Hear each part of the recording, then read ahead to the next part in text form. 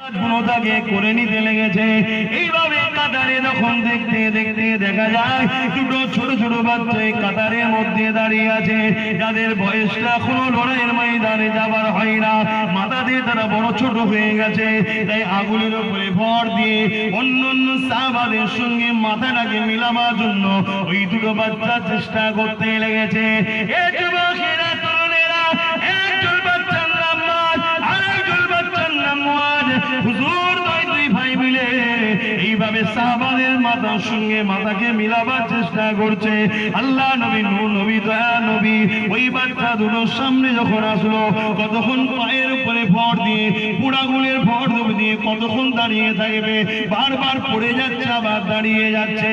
আল্লাহ নবী কুদরত মুচকে আসিয়া আসলো, হেসে বললেন, বাবারা এই ময়দান তোমাদের নয় বাবা, তোমাদের এখন খেলা করার বয়স বাবা, তোমাদের এখন পড়াশোনা করার বয়স বাবা, তোমাদের এখন মায়ের কোলে খেলা করা, মায়ের কাছে থাকার বয়স বাবা।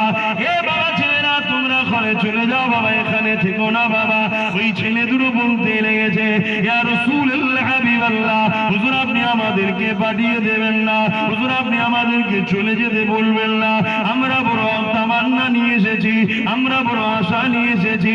না, এই সত্য ইনসাফ ইনসানিয়াতের জন্য, আল্লাহ রাসূলকে খুশি করার জন্য, গরীব অসহায়দের পক্ষে দাঁড়াবার জন্য। ইয়া রাসূলুল্লাহ,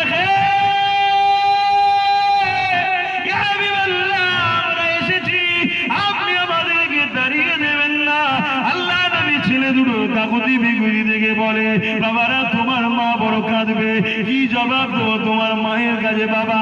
ওই ছেলে দুটো বলতে লাগলে, ইয়া রাসূলুল্লাহ,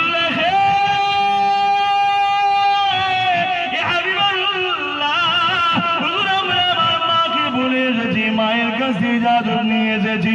মা বলেছে, বাবা ইসলামের দুশমন, মানবতার দুশমন আবু জেহেলকে মারবি নাই মরবি। বাবারা এই পাক আমাদেরকে ইজাজত দিয়েছে। ইয়া রাসূলুল্লাহ, হাবিবাল্লাহ, হুজুর আপনি আমাদেরকে ছেড়ে দেবেন না।